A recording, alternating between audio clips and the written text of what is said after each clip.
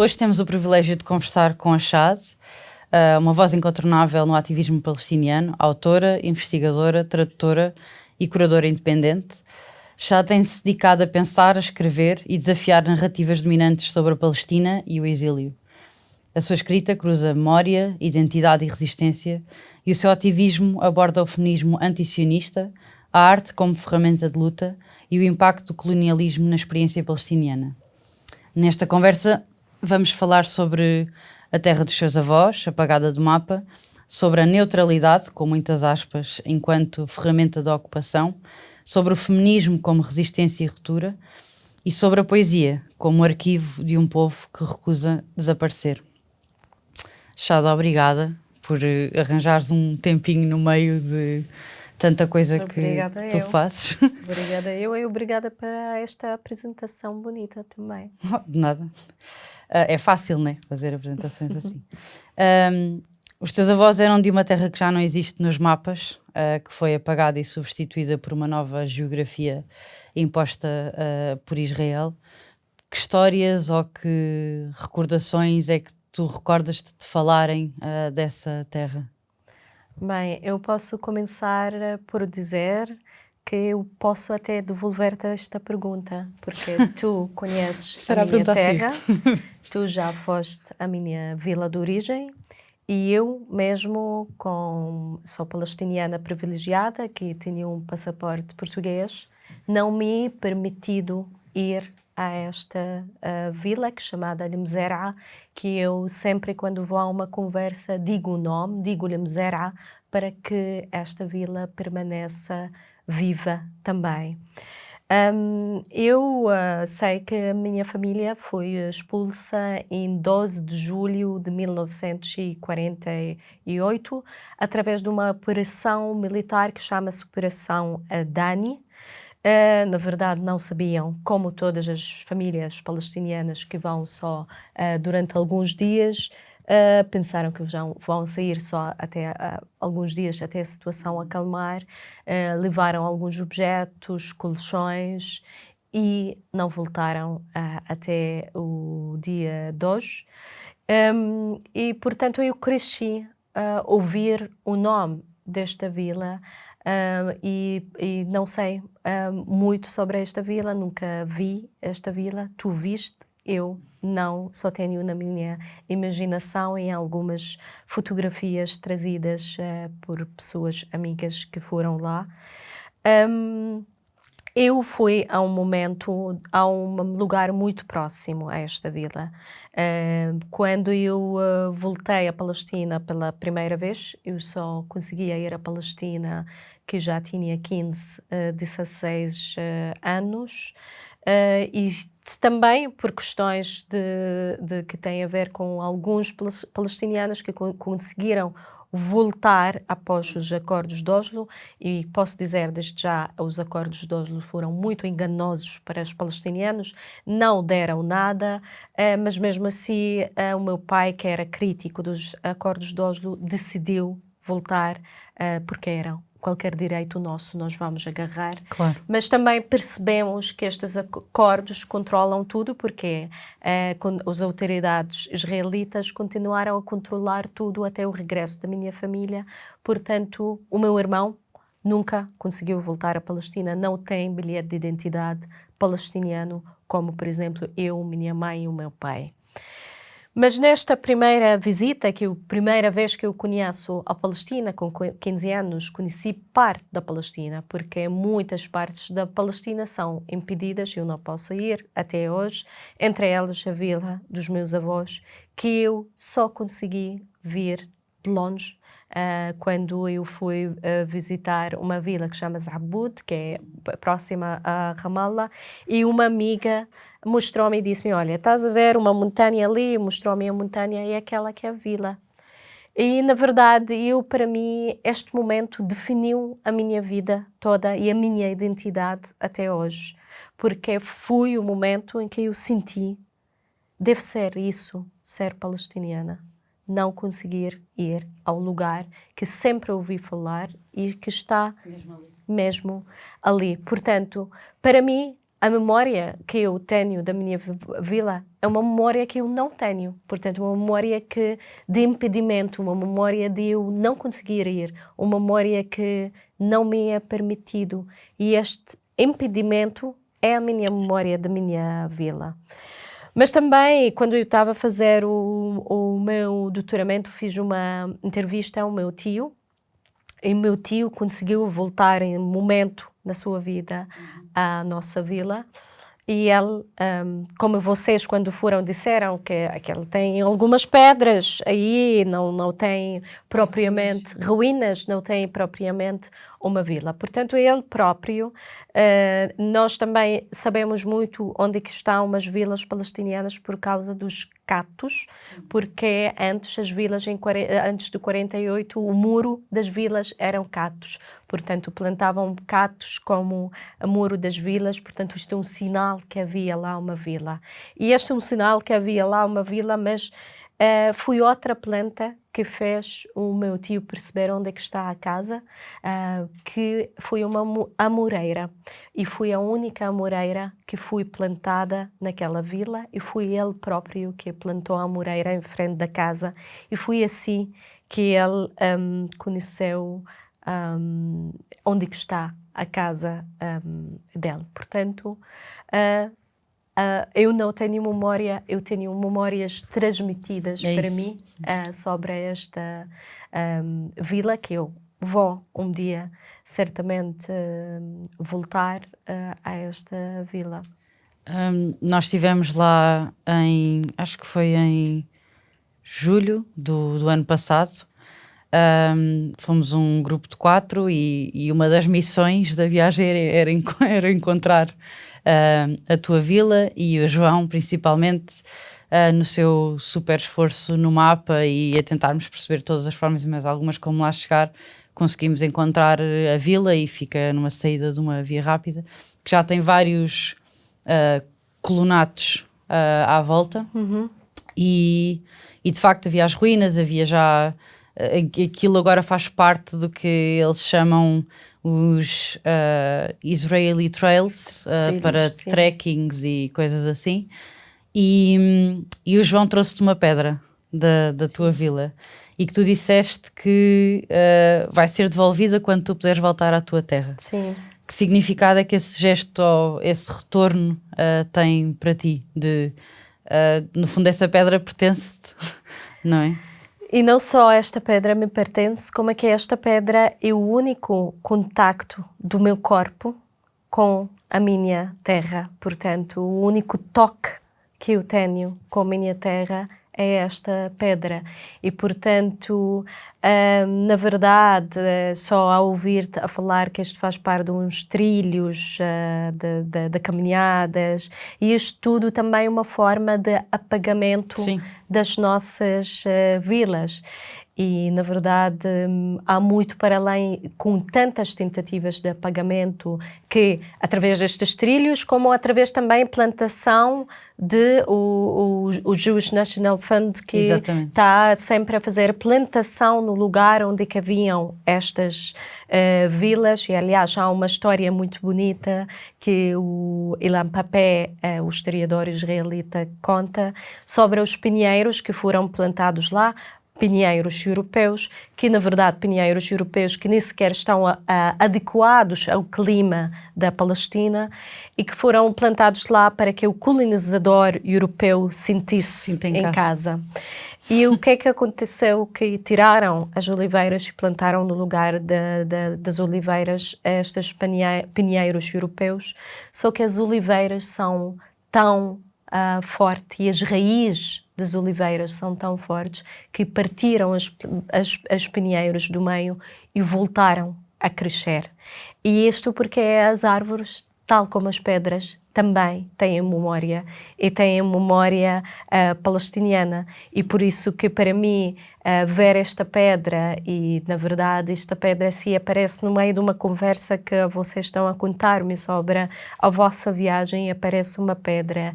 E a pedra tem assim, é uma pedra especial também porque tem camadas, tem linhas, que são para mim, são as gerações que estão no exílio, gerações palestinianas que estão no exílio, e na verdade eu coloquei esta pedra a pé de outro, no meu altar, a pé do outro objeto, que é o escorredor da minha, eu não sei, escorredor Sim. da minha Que é um avó, dos objetos que conseguiram trazer. que é um dos objetos que a minha avó levou com ela quando saiu de Lemzera em 1948, e na verdade até tem um fio que está lá, que foi a minha avó que para pendurar, tem lá este fio muito sujo, e eu continuo a manter este fio como, e portanto o meu objeto, que vou devolver-lo lá juntamente com uma pedra, e como que muitas pessoas palestinianas também guardam a sua chave para um dia devolver para as suas vilas de origem. E queria dizer que na verdade é assim, o meu irmão nunca foi à nossa vila, mas tem uma filha que chama-se Aida, quer dizer em árabe a mulher que regressa. Portanto, ela já nunca foi à Palestina, nunca sabe nada da Palestina, mas já nasceu com um nome que traz nela um regresso. Portanto, espero que seja na minha vida que eu, e a pedra e o escorredor vamos voltar a Lemzera. Sim, nós na altura estávamos a sentir aquilo como um...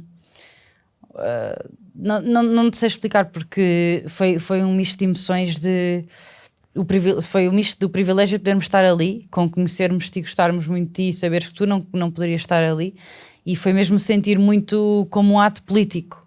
Trazer aquela pedra não era um souvenir, era um ato político, era quase como existia também alguma raiva nesse trazer da pedra, sabes? Sim, sim.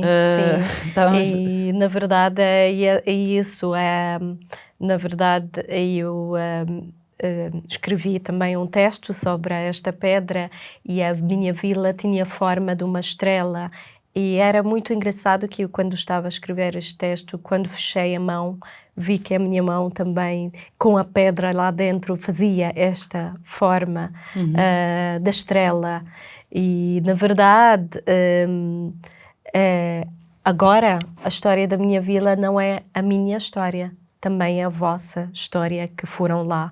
E também este ato de trazer a pedra, de ir visitar a minha vila, para mim, também é um ato de multiplicar a Palestina em muitas pessoas, incluindo pessoas portuguesas como vocês, que foram lá e já tornaram-se também um bocadinho palestinianas ao visitar a minha vila, ao trazer a minha história. E eu disse que eu fiquei muito mais leve, um peso de mim foi retirado quando vocês foram à minha vila, mas este peso já ficou do vosso lado, e eu tenho também consciência disso, que agora já partilhamos este peso da história. Sim.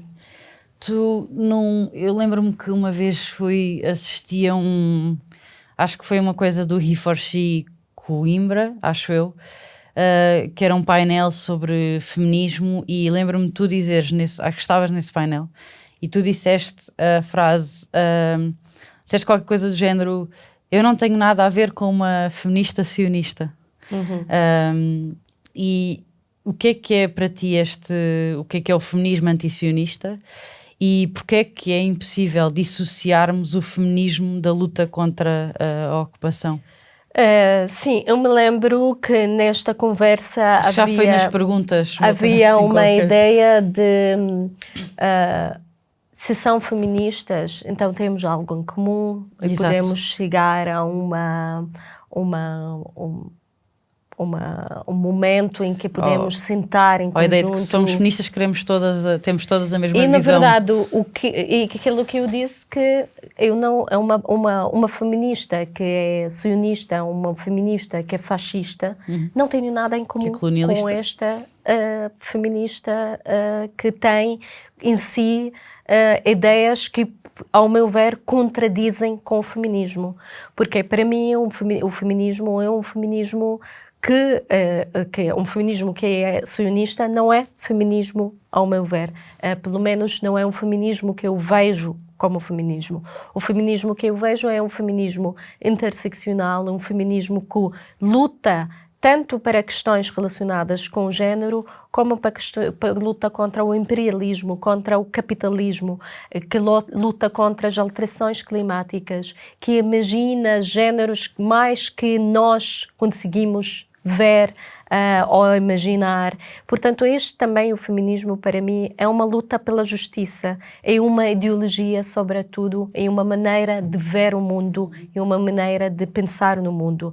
Portanto, por isso que, para mim, um feminismo que não luta pela liberdade da Palestina será, pelo menos, um feminismo incompleto. E para mim também isso é uma maneira de pensar do que é que nós podemos aprender dos feminismos palestinianos. Os feminismos... São bem antigos. Os feminismos palestinianos, sim, são bem antigos. Aliás, a primeira data que eu normalmente utilizo muito, a primeira data que não é uma data certa, mas vários estudos apontam para esta data, que é 1884, foi a primeira vez que as mulheres, uma data bastante antiga, Sim, sim. que a primeira vez que as mulheres, especialmente as mulheres camponesas, saíram das suas lares para lutar com os homens contra os primeiros colonatos sionistas, primeiros vaga de imigração judeia para a Palestina foi em 1882 e, portanto, já a partir de 1884 que começaram a lutar contra os primeiros colonatos sionistas. Portanto, esta saída do lar, que também tem a ver com outras questões, começou com uma luta nacional. E, aliás, os primeiros movimentos, organizações de mulheres na Palestina, foi o objetivo serem movimentos de luta nacional.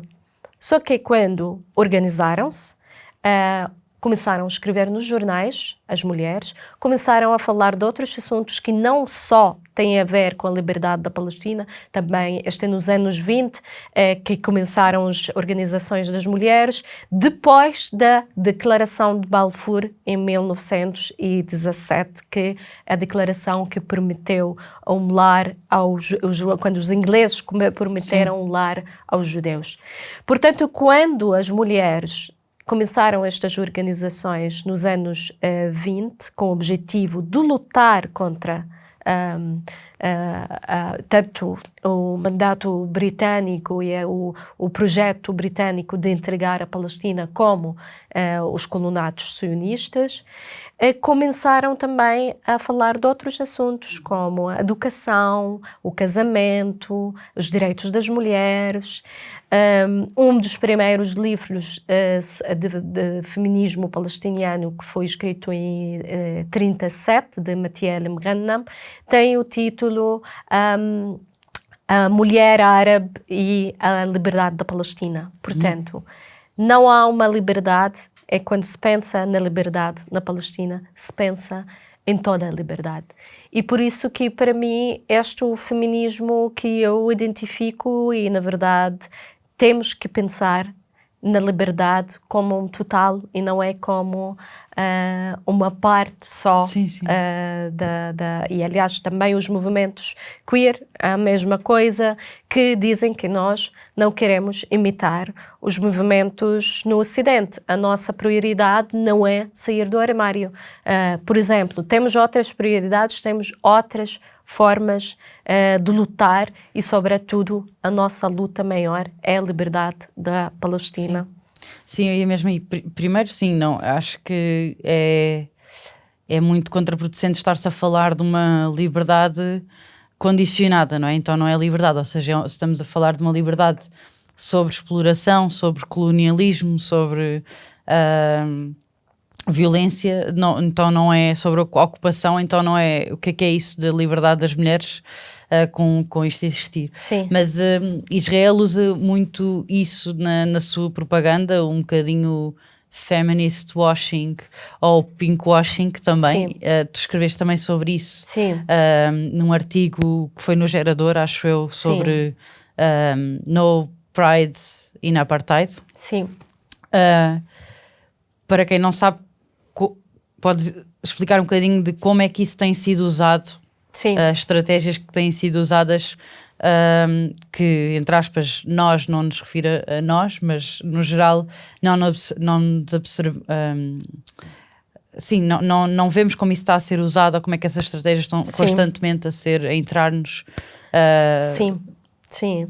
Na verdade é isso precisamente aquilo que disseste, um feminismo que oprime. De outra forma, não será um feminismo, e Israel tem utilizado muito isso. Mas esta é uma coisa que também, há uma história que eu conto muito nas minhas palestras, que tem nada a ver com a Israel, mas tem a ver com uma colonização, desde o início da história, utiliza os direitos das mulheres, os direitos LGBT, para justificar moralmente o colonialismo. E, na verdade, há uma história que eu conto sobre o Lord Cromer, que é o Lord Cromer, que era o responsável no Egito, o Lord responsável no Egito durante o colonialismo britânico do Egito. E este Lord Cromer dizia que o Egito está lá, sobretudo, por causa da liberdade, dos direitos das mulheres, contra os homens árabes que oprimam as mulheres. Mas este Lord Cromer, quando tinha este discurso aparentemente libertador das mulheres, aumentou as propinas, fazendo com que muitas mulheres deixassem de estudar. Havia uma escola de médicas mulheres e dizia ele que na altura não havia médicas mulheres na Europa, e na Europa civilizada não há médicas mulheres, então fechou a escola das médicas mulheres, tornou-a em escola de parteiras.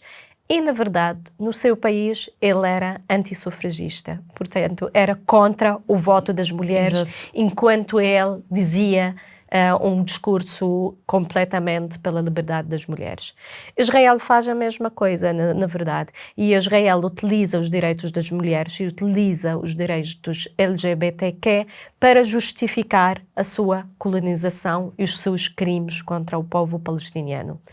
Mas isto, na verdade, começou como estratégica, especialmente depois da segunda intifada, quando os crimes de Israel já estavam expostos perante o mundo inteiro, e Israel começou em 2005 uma campanha que chama-se Brand Israel, para fazer branding para Israel, mudar a imagem de Israel perante o mundo, para fazer outra imagem, que é um país democrático, libertador, paraíso LGBTQI+. O nível só de profundidade que essa campanha foi a nível de propaganda foi gigante. Ou seja, eu acho que ainda hoje estou a ver, por exemplo, mesmo em séries que todos nós conhecemos, sim. Product placement, ou seja, só aparecer lá ou falar-se de repente, acho que é no Friends, sobre o vinho de Israel, ou seja, a propaganda foi a um nível muito, muito profundo, desde festivais de música. Mas houve um financiamento precisamente para esta propaganda, e um financiamento dirigido especificamente para comunidades queer no mundo, e então há um ministério no Israel, que é o ministério que fazia o Hasbara. Hasbara quer dizer propaganda em Israel, que tinha anúncios a pedir pessoas da comunidade LGBTQI+, do mundo, para trabalhar em Israel. Faziam vídeos sobre aquele paraíso queer, e nós sabemos faziam que viagens, ofereciam viagens etc., para mudar esta imagem de Israel perante o mundo, e para justificar que porque é que está a cometer crimes de Israel, como é aquela prática que a Judith Butler, uma filósofa feminista norte-americana, diz, para tornar as vidas como é que se não merecem o choro. Portanto, as vidas, quando são terminadas, não merecem o choro. E isso que se faz com as vidas palestinianas, que tornam vidas que não, menos humanas, como se fossem menos humanos. Portanto, dizer que os palestinianos são homofóbicos, portanto, não faz mal matá-los. Nós sabemos que ambas as sociedades são homofóbicas, como também aqui, mas tanto a sociedade palestiniana como a sociedade israelita, que nos judeus ortodoxos, então, são bastante também homofóbicas também. E, na verdade, é esta coisa de... os ativistas queer na Palestina dizem não há nenhuma porta cor-de-rosa no muro de apartheid. Se eu, seja qual for a minha identidade sexual, não interessa para meu ocupante. E há uma ativista também uma vez disse assim, quando um soldado que me está a revistar, não lhe interessa a minha identidade sexual. Eu sou palestiniana, no fundo. E, portanto, é isso. Eu acho que, felizmente, na Palestina há vários grupos que trabalham Palestina e agora espalhou-se no mundo, que trabalham contra o pinkwashing, e o pinkwashing já é um assunto que as pessoas já começaram a tomar consciência, mas mesmo assim continua a Israel... É muito recente sim. E lá está, e não corresponde de todo à realidade, nem o pinkwashing, nem lá está um feminist washing mesmo estando lá, ou seja, por exemplo em Ramallah, que é palestiniano, é que vê-se de tudo, não é? Há espaço para tudo, há de tudo mesmo, tipo mulheres com estilos de vida completamente diferentes, há o ritmo, há essa diversidade, há essa aceitação, e também depois cai aqui um bocadinho na lógica moral, que é Portugal, quer dizer, nem há 50 anos nós matávamos, há várias histórias de assassinatos de pessoas gays e trans. Portanto, foi preciso sair de um regime fascista, de uma ditadura, para sequer se conseguir depois começar a trabalhar a educação sobre feminismo, sobre direitos LGBTQ, o que for. Portanto, primeiro... E agora estamos a regressar também. Sim, é preciso, sim. Mas primeiro há que existir liberdade, e só depois é que nós também conseguimos sequer falar de... Para mim não é primeiro tem que existir liberdade. A liberdade tem que acontecer em simultâneo. Exato, sim. Para mim a liberdade não se divide e não há prioridade na liberdade. Portanto, a liberdade tem que ir acontecendo, toda a liberdade, sempre. E por isso que também esta é uma outra questão que tem a ver com movimentos feministas na Palestina, movimentos queer, que muitas vezes dizem as pessoas, mas se calhar lutamos pela nossa liberdade e depois pensamos nos outros direitos. Eu não concordo, por exemplo, com isso. Para mim, quando nós estamos a lutar para nosso direito para alguma coisa, temos que lutar para todos os direitos. E na verdade, nós já percebemos que, por causa da ocupação, que as mulheres palestinianas, por exemplo, ganharam um espaço, começaram a resistir, e quando há um ato de resistência que acontece, é um ato de resistência que acontece para tudo. E por isso que, num certo momento, nós olhamos as mulheres palestinianas e olhamos a países à volta muito mais ricos, muito mais estáveis, e vemos que a situação, por exemplo, das mulheres palestinianas é melhor. Temos muitas mulheres num lugar da liderança, temos juízes, temos câmaras municipais das mais importantes, que é uma mulher que está na liderança. Em Portugal temos agora a embaixadora, já é a segunda embaixadora que temos. Portanto, também já conquistaram muito as mulheres palestinianas por causa do seu lugar de luta. Estão sempre num lugar de resistência. Sim. Acho que há aqui um bocadinho, lá está, não se calhar para quem já está no movimento pela Palestina, ou para quem já conhece a causa palestiniana há mais tempo, mas tem existido aqui alguma pressão nos mídia portugueses em específicos, mas no geral a nível internacional, principalmente europeu também, para esta ideia da neutralidade, de que isto é uma luta simétrica, de que, lá está, de que uns estão a responder a ataques de outros porque também se têm de proteger. Mas isso no fundo é uma ferramenta também de propaganda para manter este apartheid, no fundo, para manter as coisas como estão, que no fundo é uma ocupação que continua sempre a escalar, e um povo que é obrigado a resistir. Como é que tu vês este conceito de neutralidade, com muitas aspas, quando aplicado à Palestina? Ou seja, este não tomar de posição, e por exemplo em relação ao Estado português, não reconhecer a Palestina enquanto Estado porque ainda não é a altura para isso. Sim. Ou de várias organizações internacionais não se posicionarem porque também ainda é demasiado cedo. Como é que tu vês aqui a manipulação da neutralidade? Sim, eu acho que vou dizer uma coisa que pronto, que parece um bocadinho, toda a gente já ouviu falar da frase de Desmond Tutu, quando diz: quando és neutro numa situação de injustiça, então estás ao lado do opressor.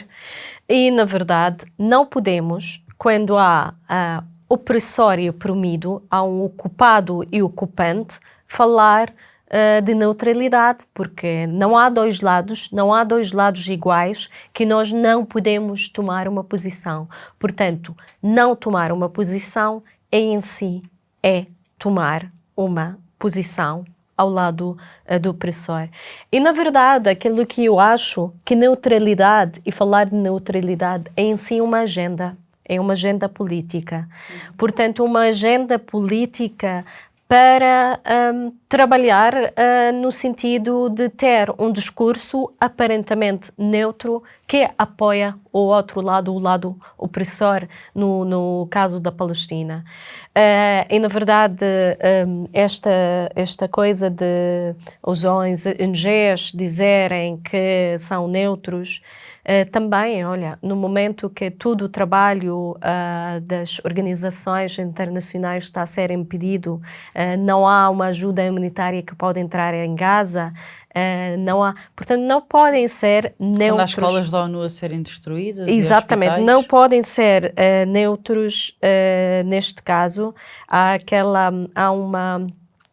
um momento na Palestina também que o que é que aconteceu, que começaram a entrar os ONGs à Palestina, especialmente depois do Oslo, e começou assim um bombardeamento de ONGs, de também ONGizar a luta palestiniana, incluindo a luta feminista. E havia muita esta ideia de neutralidade que é muito falsa, portanto, trazendo uma agenda lá de fora que, por exemplo, nas questões feministas vamos lutar contra a violência doméstica, muito bem, mas não contra a violência das mulheres que sofrem no checkpoint. Nós sabemos que, por exemplo, durante a segunda intifada, entre 2000 e 2005, aliás, este período, 67 mulheres deram à luz no checkpoint. Normalmente ou o bebê ou a mãe morriam porque o soldado hoje não lhe apetecia deixar passar. Portanto, nenhuma ONG fez um trabalho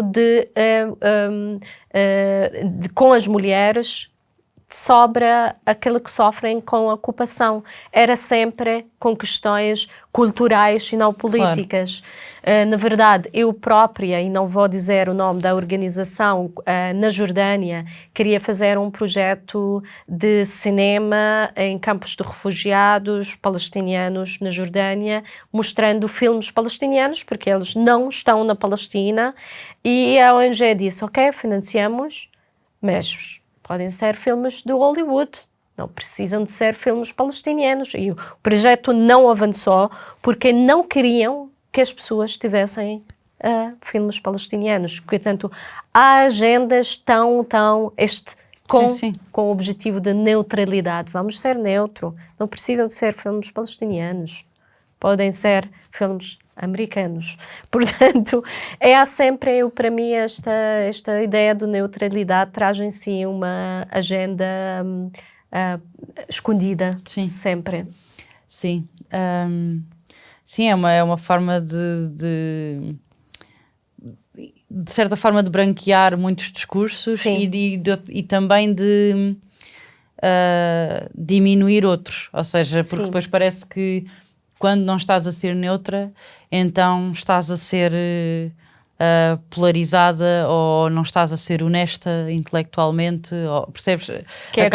Que acontece também na ciência. Sim. E este é outro lugar que também na academia há esta ideia que não se pode ter emoções, não se pode ter opiniões, não se pode tomar partidos porque senão não é científico. E esta também é uma outra luta que, na verdade, eu acho que os estudos palestinianos e os estudos feministas trouxeram algo de novo à academia, que é precisamente isso, trazer a ideia que podemos trazer um movimento social para dentro da academia e que esta ideia, como é que a academia agora está um lugar burocrático, que as pessoas estão à procura de financiamento e, portanto, não podem ter uma opinião, não podem ter sentimento. E eu acho que é isso que os estudos palestinianos, na verdade, e os estudos feministas ensinam à academia, que não é preciso. É científico ter opinião, é científico sentir. Aliás, é uma ideia muito falsa esta ideia de neutralidade na ciência, porque sabemos que não existe. Sim, existe também uma liberdade académica seletiva, porque Exatamente. Os israelitas podem escrever à vontade e publicar em montes de sítios sobre os palestinianos, por exemplo, e ao contrário não existe esse acesso. Sim. Nessas plataformas. Sim. Há uma investigadora palestiniana que diz que a academia palestiniana está num quarto à prova de som, porque os palestinianos não podem sair para fora, não podem participar em conferências, não podem muitas vezes até ir à própria universidade, porque, por exemplo, por causa do checkpoints, por causa de impedimentos que não deixam os palestinianos ir a universidades. E, aliás, muitas vezes as próprias universidades palestinianas são invadidas pelo próprio exército israelita. Sim. Que querem apanhar alguém, entram no campus, tiram uma pessoa e saem.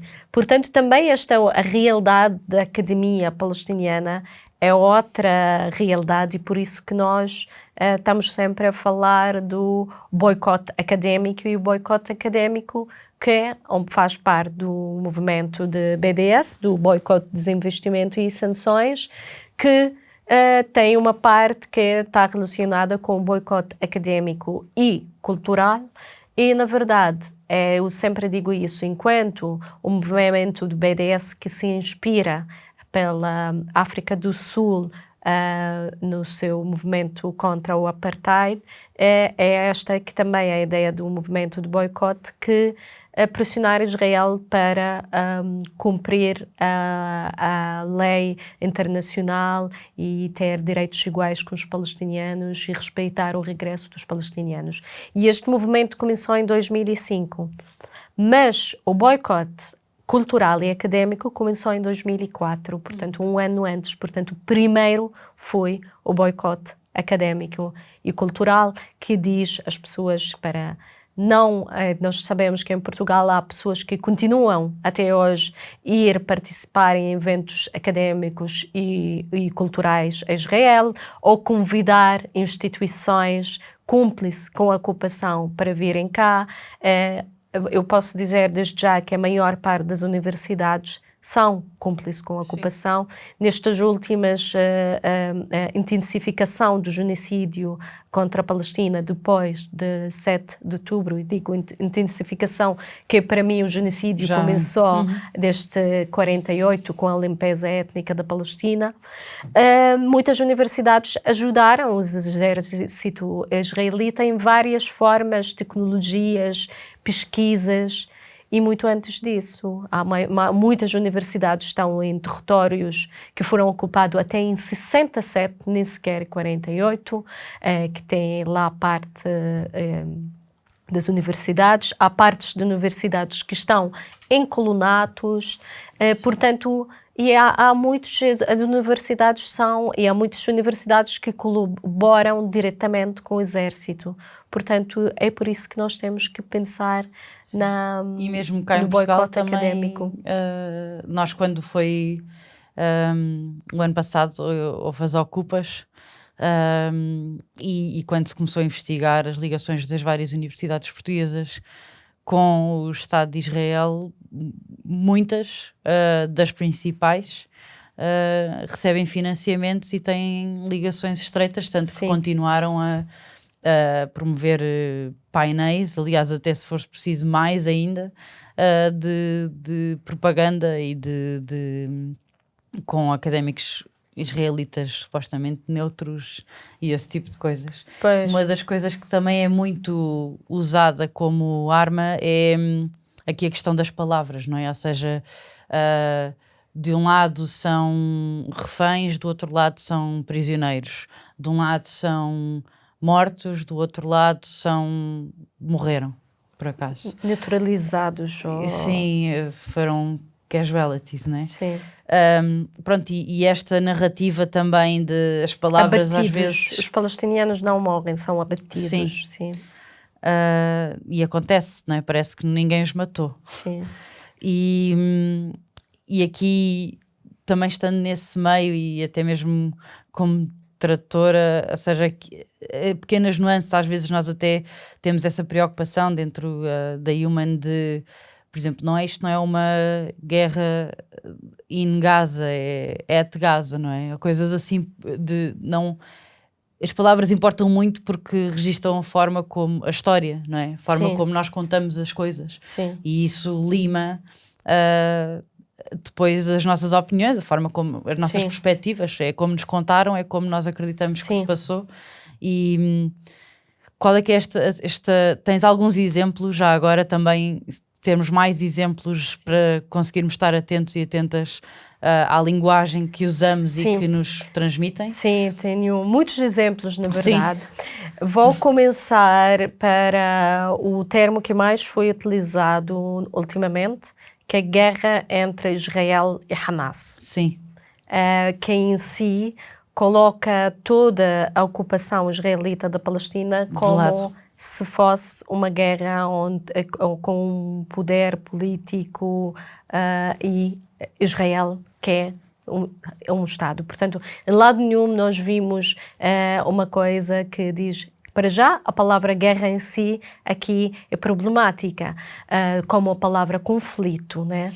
Porque eu própria às vezes olho para coisas que eu escrevia... E ciclo de violência também é uma coisa... Há 15 anos e vejo a palavra conflito na minha escrita, porque também nós, muitas vezes, inconscientemente, utilizamos termos que estão-nos a ser oferecidos. E então a palavra conflito é muito falsa, porque para haver um conflito é preciso ter dois lados. E não temos dois lados, temos como é que já disse, um opressor e um oprimido. Temos uma situação de colonização, portanto a palavra conflito já é problemática enquanto mais conflito entre Hamas e Israel, que resume o povo palestiniano inteiro e a resistência palestiniana em só uma parte do povo palestiniano. Mas e mesmo aquela coisa de violência dos dois lados. Há um povo que está a sofrer um genocídio e outro povo que está a cometer um genocídio. Depois ouvimos frases como violência dos dois lados ou até os danos colaterais. Os danos colaterais é desumanizar os palestinianos completamente. Não são seres humanos. Não merecem um choro, como é que nós já dissemos. Portanto, não são humanos, são apenas danos colaterais. E há, para mim, uma necessidade o Ilan Pappé, mais uma vez estou a citá-lo, que ele fala de encontrar um novo dicionário para falar da Palestina, mas ele também diz coisas do género: negociação já não serve, os dois lados sentarem à mesa já não serve, é preciso falar de decolonização neste momento, especialmente neste momento, e voltar a agarrar a outros termos como Nakba, que é um termo muito ligado à história da Palestina, é o termo genocídio, que finalmente agora já estamos a falar de genocídio, já estamos a falar de limpeza étnica, não só porque são termos, não estamos a utilizá-los porque são termos dramáticos que são simbólicos, crimes internacionais porque também, são concretos. São legalmente Exatamente. crimes que permitam mecanismo de reconciliação perante as vítimas. Portanto, é preciso utilizar estes termos também por causa disso, também por causa de questão de justiça, e não é só para a questão que tem a ver com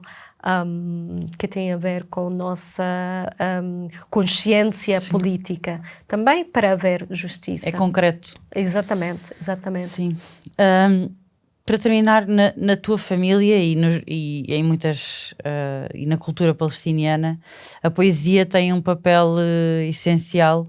De que forma é que tu acreditas que a poesia, e lançaste agora um livro, dizes que como é que eu gostei muito, eu já o li, gostei muito, e diz que talvez seja o primeiro livro de poesia palestiniana em português, ou fizeste um trocadilho. Foi a Alexandra sim. Lucas Coelho que diz, exatamente. Se calhar o primeiro livro de poesia, livro palestiniano de poesia portuguesa, ou se calhar vice-versa. Eu diria que se calhar que é o próprio vice-versa, na verdade, o meu livro, porque é este quem eu sou, este lugar de vice-versa, de fronteira entre a Palestina e Portugal. E esta é propriamente também a ideia atrás da Chuva de Jasmim, o meu livro. Mas eu queria dizer que a minha família era uma família de refugiados, portanto eles saíram em 48, o meu pai nasceu numa tenda em 49, a minha avó já saía grávida do meu pai quando saiu da Lemzera, mas sempre na minha família, na casa dos meus avós, havia biblioteca. Portanto, são pessoas muito simples, mas sempre havia uma biblioteca. E se calhar por isso, na verdade, o meu pai é o escritor da família, mas todos os filhos tiveram um momento que escreviam, que, portanto, estavam sempre ligados à cultura, por causa de esta importância do livro da cultura na Palestina. E nós mostramos no Fest um filme sobre Mahmoud Darwish, e ele diz uma coisa muito bonita, que a palavra Beit, em árabe, quer dizer casa e quer dizer verso.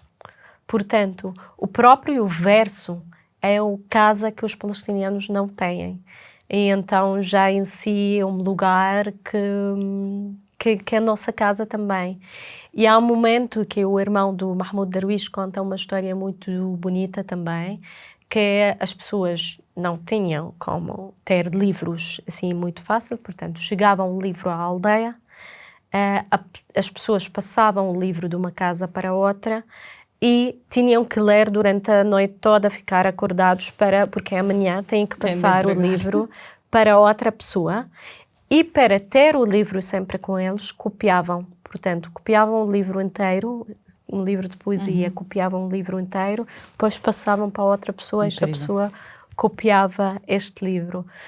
Portanto, esta é a importância da poesia, mas nós também vimos a importância da arte em geral e a poesia em específico neste último ano e meio em Gaza, em que as pessoas continuaram no meio das bombas que está a cair, com o som do drone que está a acompanhá-los a toda hora, continuaram a criar, continuaram a escrever poesia, mesmo no momento antes da morte. Nós vimos como Hibab Nada escreveu um poema alguns dias antes de morrer.